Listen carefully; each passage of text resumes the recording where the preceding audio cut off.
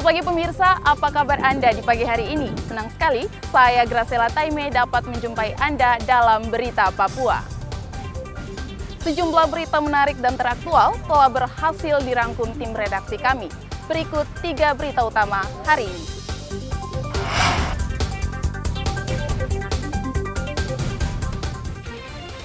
Ratusan pendukung Bupati memblokade jalan utama dan berunjuk rasa di Mapolres Mambramo Tengah. Ratusan tenaga honorer berunjuk rasa di kantor Bupati Mimika, meminta Pemkab mengangkat mereka menjadi ASN. Ratusan warga berdesakan saat menerima daging kurban di Merauke.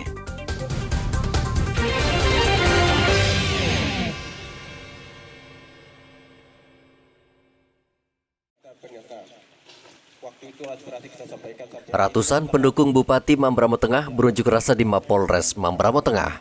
Mereka meminta Kapolda menjelaskan mengapa Bupati Mambramo Tengah ikut terseret dalam kasus dugaan korupsi di Pemkab Mambramo Tengah. Pengunjuk rasa memblokade sejumlah ruas jalan utama, bahkan menyegel kantor Bupati, serta meminta kegiatan ekonomi di pasar dihentikan.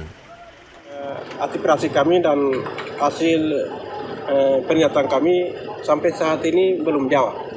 Karena sementara di Kabupaten Mambramo Tengah, kantor Kapolda Mambramo Tengah dan kantor Bupati, aktivitas ekonomi di pasar Mambramo Tengah, semua kami pala. Dan juga terakhir, seluruh ASN yang Nusantara yang ada di Mambramo Tengah sementara dipulangkan. Ya, tidak boleh diaktivitas lagi di Kabupaten Mambramo Tengah. Dan juga kami tunggu Kapolda Papua dan dalam hal ini KPK pendidik yang ada di Polda datang buka palang ini.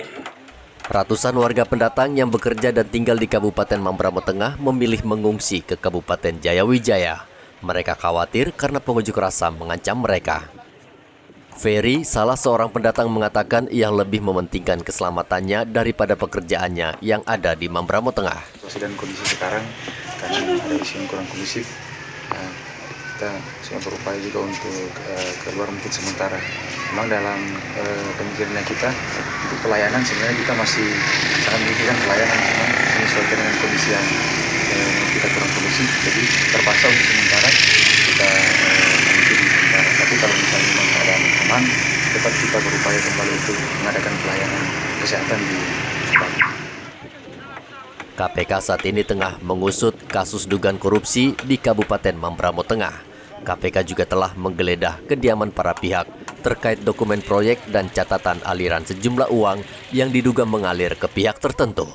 KPK hingga saat ini belum mengumumkan tersangka karena masih menunggu hasil pemeriksaan rampung. Rianto Nai melaporkan dari Mambramo Tengah, Papua.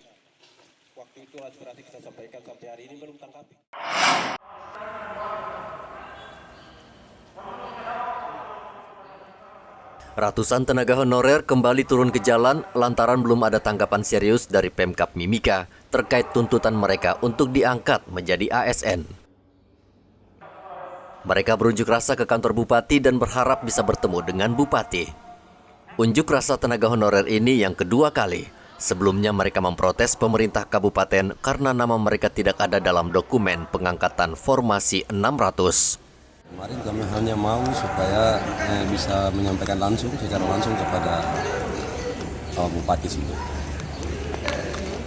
Sudah coba lewat DPS kemarin gerakan awal kami, sekarang kami berharap bisa ketemu langsung dengan Bapak Bupati biar beliau sendiri bisa dengar ini dari kami, aspirasi kami. Sejauh ini belum ada. Kami tetap akan menunggu sampai mungkin jam berapapun kami menunggu di sini biar mereka bisa ditemukan. Di kantor Bupati ini yang kedua. Hal sebelumnya sudah ada tanggapan dari pejabat pemerintah? Belum ada pejabat yang tanggap ya? Belum ada. BKSDM kemarin terkait yang kami sudah beri ketemu, terus sampai sejauh ini belum ada ini balik kepada kami juga. Kalau kami sudah berusaha sudah menyampaikannya lewat beliau, menyampaikan langsung kepada Bupati. Tapi belum ada penyampaian ke kami kembali terkait laporan kami ya. Kami sudah siap. Kalau memang ditahan kami akan pertanyakan. Ini kan kepada kemanusiaan ya. Kami bergerak untuk kami sendiri pribadi, tetapi kepada teman-teman yang mungkin belum langsung hadir ke sini, agar kami tahu kalau yang kami perbuat ini benar. Dan kalaupun ditahan sesuai aturan yang tidak masalah, kami sudah siap menanggung konsekuensi. Hingga saat ini ratusan pegawai honorer yang sudah puluhan tahun bertugas statusnya masih terkatung-katung alias tidak kunjung diangkat menjadi PNS. Menurut mereka, hasil tes formasi 600 banyak penyimpangan dan ada indikasi manipulasi. Selama belum ada kejelasan status, tenaga honorer akan terus turun ke jalan dan menuntut Pemkab Mimika memberikan perhatian serius terhadap nasib mereka. Dari Mimika, Papua, Igobat Momolin melaporkan.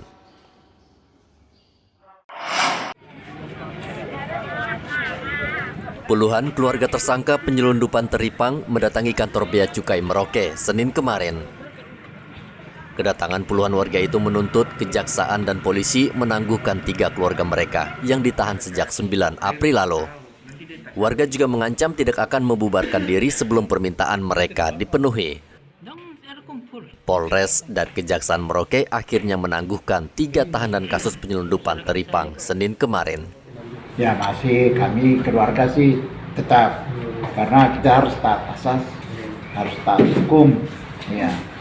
Dan tadi sudah disepakati juga bahwa kami keluarga dan juga kami dari pihak Solidaritas siap untuk memberikan jaminan bahwa mereka sesuatu ketika dipanggil oleh pihak penyidik untuk dimintai keterangan, kami bersedia. Mereka. Artinya Bapak sekali puas dengan hasil ini untuk penangguhan? Ya. Kan mintanya kan bebas ya? Iya. Kami pada dasarnya tuntutan kami mereka harus dibebaskan. Ya itu tuntutan kami. Nah, tapi kita juga setelah berbicara dari hati ke hati, ternyata solusi yang bisa kami temukan itu adalah penangguhan. Ya, bukan tidak mungkin ketika sudah ada penangguhan ya mungkin sebagai kakaknya itu yaitu bebas begitu. Jadi arahnya sudah jelas ke sana. Hanya memang dari sisi administrasi ya memang mereka secara halusnya atau secara kasarnya mereka bilang penangguhan. Tapi pasti juga bebas. Itu kita ada keyakinan ke situ dan kita optimis. Artinya puas ya dia? Oh, kami dari keluarga dan juga dari Solidaritas kami cukup merasa puas dengan hasil yang memang disetujui oleh atau hasil kesepakatan kami, hasil diskusi kami yang sudah kami tadi temukan yaitu penangguhan. Jadi kami sangat puas. Kendati diberikan penangguhan penahanan, ketiga pelaku wajib melapor ke polisi dan kejaksaan. Aksi kemarin yang disepakati antara Kejaksaan, Kapolres Merauke dan juga Bea Cukai dan juga perwakilan dari Aliansi Masyarakat Peduli Keadilan dan juga perwakilan adat dan juga keluarga adalah penyidikan masih berlangsung dan nanti tidak ada SP3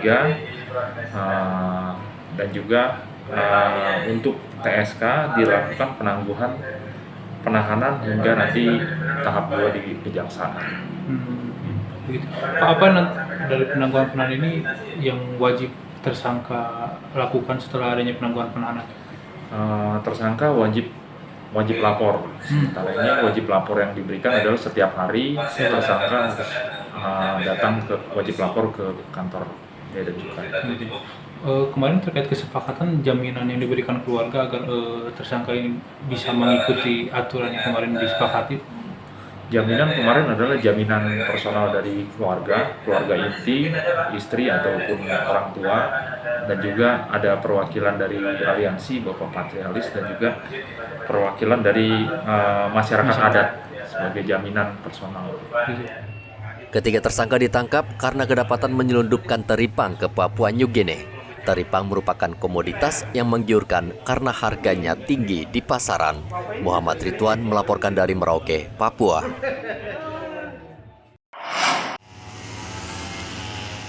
Kasus arisan online yang terjadi di Timika beberapa bulan lalu kini telah memasuki tahap pertama. Polres Mimika sejauh ini sudah mengirim penyidik ke Makassar dan Surabaya untuk mendapatkan keterangan dari saksi, ahli ITE, dan ahli pidana. Polres Mimika juga telah mempersiapkan berkas perkara untuk dilimpahkan ke Kejaksaan Negeri, termasuk hasil pemeriksaan dari bank terkait keabsahan rekening koran pelaku. Arisan online yang sudah dilaporkan dengan kita, sementara proses sudah tahap 1. Sudah tahap 1 berkas. Kemarin ada P19 dari jaksa. P19 adalah satu untuk memeriksa ahli ITE. Jadi karena ini melakukan transaksi melalui transfer, kemudian juga dia melalui media sosial, jadi harus melakukan pemeriksaan terkait dengan ahli ITE dan ahli pidana. Kemudian juga kita sudah memeriksa juga dari pihak bank, jadi untuk keabsahan rekening koran yang ada, rekening koran, kemudian transaksi elektronik dari masing-masing pelaku. Jadi itu mereka sudah tahap 1, kita tinggal melakukan berkas. Penyidik saya sekarang sementara ada melakukan pemeriksaan saksi ahli di Makassar dan di Surabaya. Untuk sekarang penambahan korban tidak ada, namun kita dalam pemeriksaan tersangka menjelaskan untuk seluruh korban. Jadi nanti seluruh korban yang menjadi korbannya ditambah dengan jumlah uang yang sudah ditransfer kepada para tersangka. Sementara tersangka 3 orang itu yang memang sudah berdasarkan laporan polisi yang ada. Namun nanti apabila ada pengembangan dari 3 orang itu, baik itu mungkin kaki tangannya, baik itu mungkin admin, itu nanti kita akan lakukan gelar dan menetapkan. Saat ini Polres Mimika sudah menetapkan 3 orang sebagai tersangka dalam kasus arisan bodong. Arisan tersebut telah menyebabkan belasan warga mengalami kerugian hingga ratusan juta rupiah. Dari Mimika, Papua, Igobat Momolin melaporkan.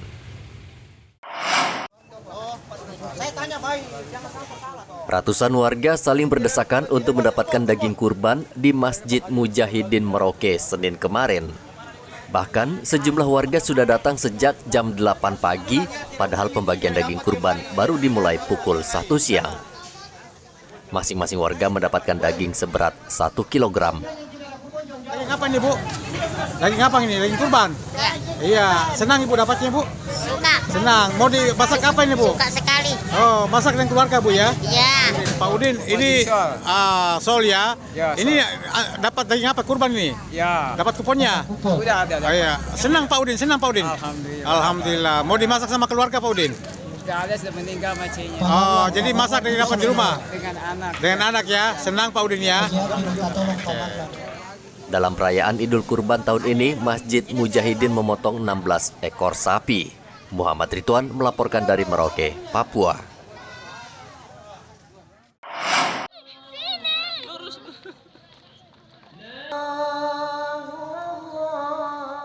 Ribuan umat Islam Ahad kemarin melaksanakan sholat Idul Adha 1443 Hijriah di Masjid Raya Al-Aqsa, Merauke. Meski cuaca mendung tidak menyurutkan niat dan semangat umat untuk menggelar sholat di halaman masjid. Mereka khusyuk memanjatkan doa kepada Yang Maha Kuasa agar tetap diberikan keselamatan dunia dan akhirat. Sholat berlangsung tertib, warga tetap menerapkan protokol kesehatan dengan mengenakan masker. Ustadz Baharudin menjadi imam sholat Idul Adha di Masjid Al-Aqsa. Ia mengingatkan masyarakat Merauke untuk tetap menerapkan protokol kesehatan karena pandemi belum berakhir. Muhammad Ridwan melaporkan dari Merauke, Papua.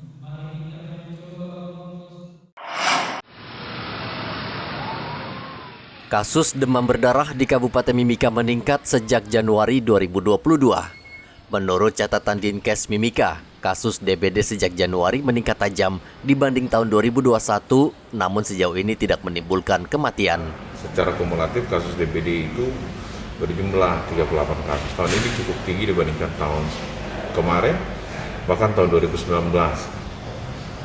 Syukurnya dari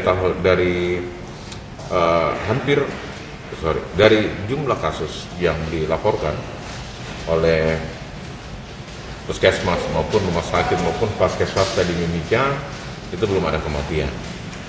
Itu yang pertama. Yang kedua adalah semakin kesininya kasus DBD itu terjadi transmisi lokal ya.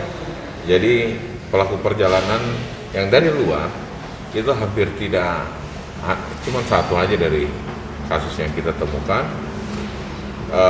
Sebagian besar itu tidak punya riwayat perjalanan kemana-mana. Ini sejalan dengan hasil secara ilmiah yang dibuktikan pada tahun 2019 sebenarnya nyamuk penular DBD yaitu Aedes aegypti itu ada di Timika dan populasi terbanyak lebih dari 50% ada di distrik Mimika Baru. Dan kondisi kalau kita lihat hari ini di kasus DBD itu banyak di wilayah kerja Puskesmas Pasar Sentral dan juga di wilayah kerja Puskesmas Timika. Dan kalau kita lihat menurut kelompok umur hampir merata itu, baik anak-anak maupun orang dewasa juga terkena. Apa yang Dinas Kesehatan buat? Sebenarnya sudah dalam 2 minggu terakhir selain Puskesmas kami minta untuk memberikan penyuluhan, kemudian penaburan bubuk ABT, kami berharap secara mandiri masyarakat bisa melakukan pembersihan lingkungan sekitarnya, yaitu dengan menguras, menutup, kemudian pelaksanaan 3M itu menabur bubuk ABT. Puskesmas Timika, Puskesmas Wania, Puskesmas Pasar Sentral dan Puskesmas Kota itu sudah melakukan penaburan bubuk ABT. Kasus demam berdarah tertinggi tercatat di Puskesmas Pasar Sentral Timika dan Puskesmas Kuamki Baru Timika. Kasus demam berdarah ditemukan merata mulai dari anak-anak hingga orang dewasa. Dinas Kesehatan mengimbau masyarakat agar rutin membersihkan lingkungan sekitarnya dengan menerapkan 3M, menguras, menutup, dan mengubur, agar nyamuk Aedes aegypti dan Aedes albopictus pembawa DBD tidak berkembang biak.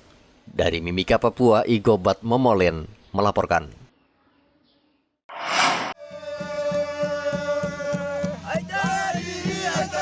Warga bersama ASN berkumpul di pintu kedatangan Bandara Mopah, Merauke, Senin kemarin.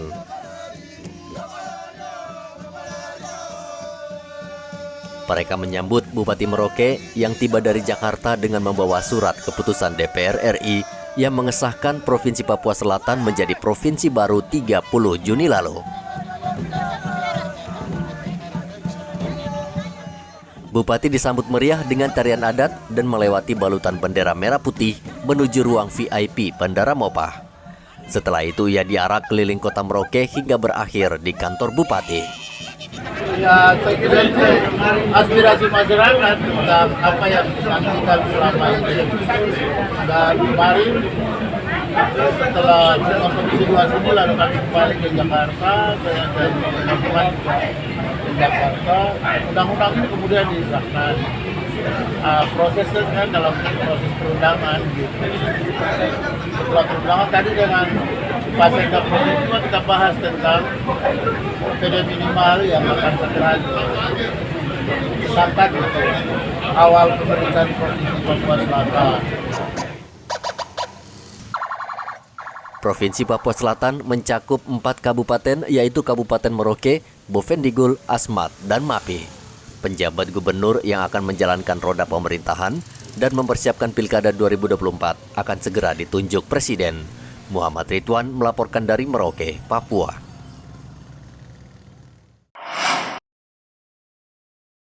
Papua kini sudah bertambah menjadi 4 provinsi, yaitu Provinsi Papua Selatan, Papua Tengah, dan Papua Pegunungan Tengah, setelah DPR RI mengesahkan 3 rancangan undang-undang tentang daerah otonomi baru pada akhir Juni lalu.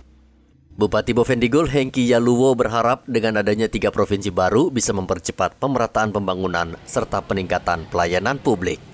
Ya, DOB sendiri memang banyak tantangan dari masyarakat Papua, merasa mereka akan dirugikan di kemudian hari. Tapi dengan adanya DOB ini akan mempermudah jangkauan pelayanan pemerintahan. Dan juga akan membuka peluang kerja bagi anak-anak Papua itu sendiri, maupun teman-teman non-Papua yang lahir besar di tanah Papua, dan juga masyarakat Nusantara yang lain. Ya, tapi kami mohon supaya berikan kami peluang 5 tahun, 10 tahun untuk kami dulu. Nanti setelah persaingan itu terjadi, silakan saudara-saudara kami bersama kami bangun tanah Papua, karena kami adalah warga negara Indonesia. Bupati juga mengajak generasi muda Papua untuk mengambil peran mengisi daerah otonomi baru. Pemekaran wilayah merupakan amanat Undang-Undang Nomor 2 Tahun 2021 tentang otonomi khusus Papua. Hendra melaporkan dari Kota Jayapura, Papua.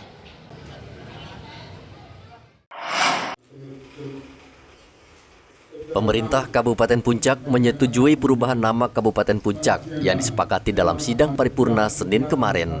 Sidang paripurna digelar di salah satu hotel di Mimika karena kondisi keamanan yang belum aman.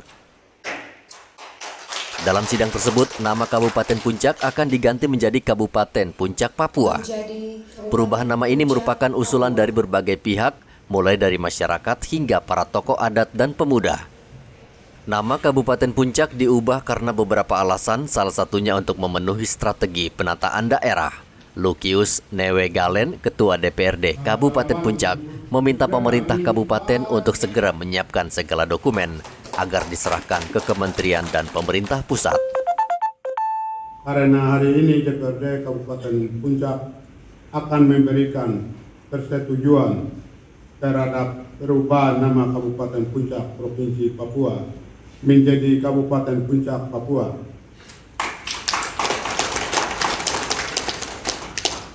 Latar belakang kebutuhan mendesak mengapa nama Kabupaten Puncak harus diubah, yaitu pertama, penyesuaian nama Kabupaten Puncak menjadi Kabupaten Puncak Papua sebagai bagian dari strategi penataan daerah yang diarahkan untuk memacu perkembangan dan kemajuan Kabupaten Puncak melalui peningkatan penyelenggaraan pemerintahan, pelaksanaan pembangunan dan pelayanan publik guna mempercepat terwujudnya kesejahteraan masyarakat di Kabupaten Puncak. Secara tidak langsung itu sudah sering orang bicara bahwa Puncak Papua, dan juga seperti saya, kita jalan-jalan dan bupati mana? Saya Bupati Puncak.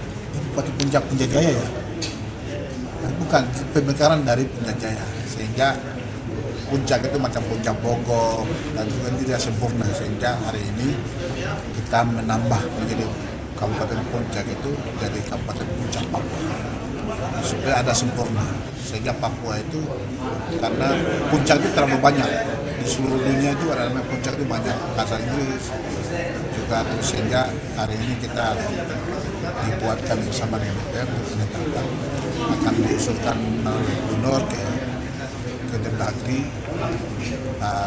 dan juga kita sudah konsultasi, mereka sangat setuju untuk melakukan itu.